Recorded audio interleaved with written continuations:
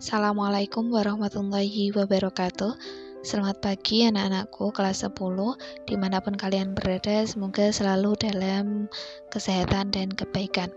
Untuk pembelajaran pertemuan SKI pada pertemuan yang kedua ini, kita akan membahas tentang perkembangan Islam masa Khulafaur Rasyidin pada masa Khalifah Umar bin Khattab.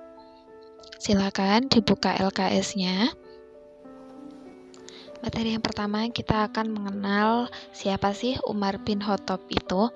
Khalifah Umar bin Khattab, nama aslinya adalah Umar bin Khattab bin Nufail bin Adi bin Ka'ab bin Lu'ay. Beliau lahir pada tahun 584 Masehi atau sama juga 13 tahun setelah kelahiran Nabi Muhammad SAW. Beliau lahir dari seorang ayah yang bernama Khattab bin Nufail. Dari ibunya bernama Hantamah binti Hisham. Sebelum masuk Islam, Khalifah Umar bin Khattab ini sudah terbiasa menyelesaikan berbagai sengketa yang biasa terjadi di kalangan bangsa Arab. Nah, beliau juga terkenal sebagai orang yang bijaksana, bicaranya fasih, penyantun, argumentasinya kokoh, dan gigih mempertahankan segala sesuatu yang menjadi tradisi suku Quraisy berupa ritual peribadatan dan sistem sosial.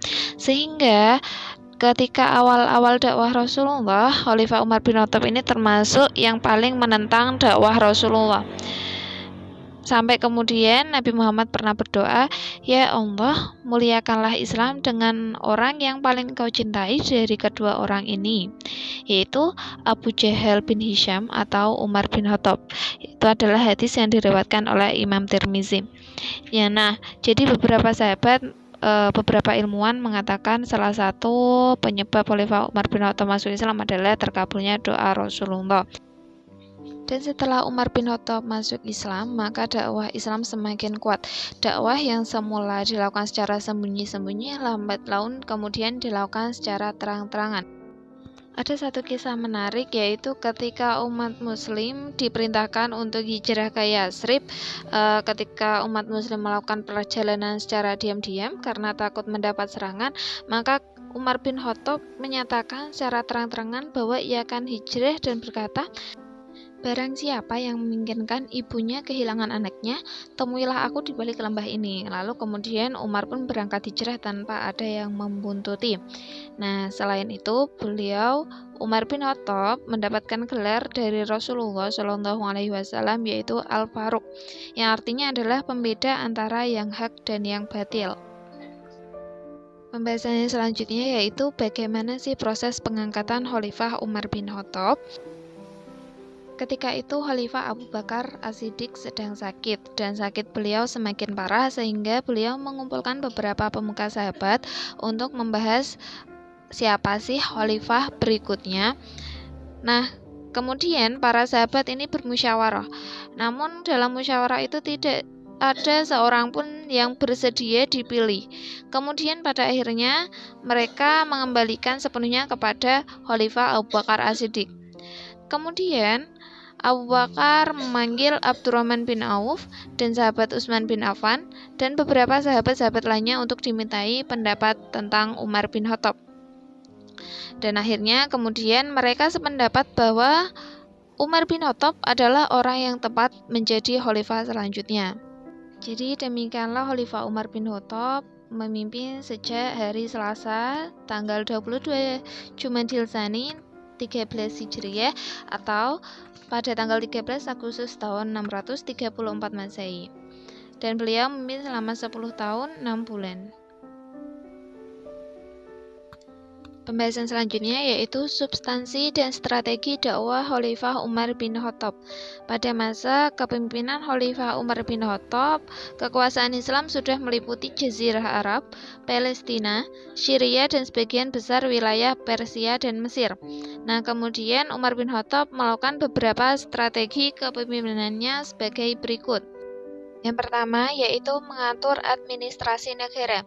Dengan mencontoh administrasi yang sudah berkembang di Persia, Khalifah Umar bin Khattab ini mengatur pemerintahan menjadi 8 provinsi, yaitu Makkah, Madinah, Syria, Jazirah, Basrah, Kufah, Palestina, dan Mesir. Yang kedua adalah mengeluarkan undang-undang.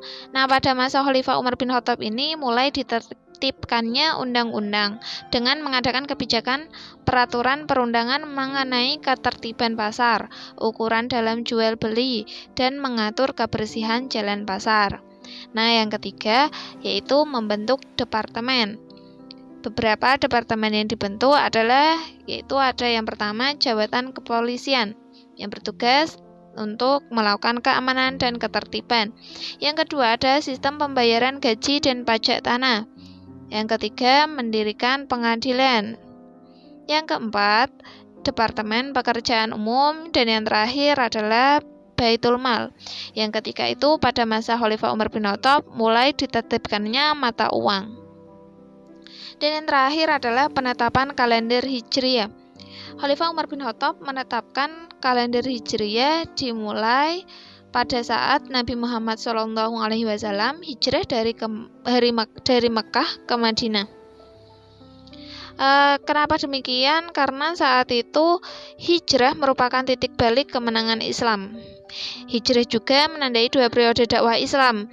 Periode dakwah sebelum Nabi Muhammad SAW hijrah disebut periode Makkah, sedangkan periode dakwah setelah hijrah dikenal dengan periode Madinah.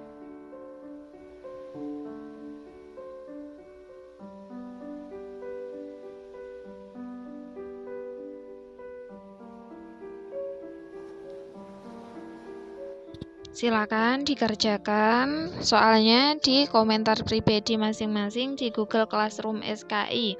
Sebelum mengerjakan, silakan absen dulu di komentar kelas Classroom SKI. Demikian materi kita pada hari ini. Semoga apa yang kita pelajari hari ini bermanfaat dan kita bisa mengambil hikmah-hikmah atau pelajaran dari kisah-kisah tersebut. Sekian dari saya.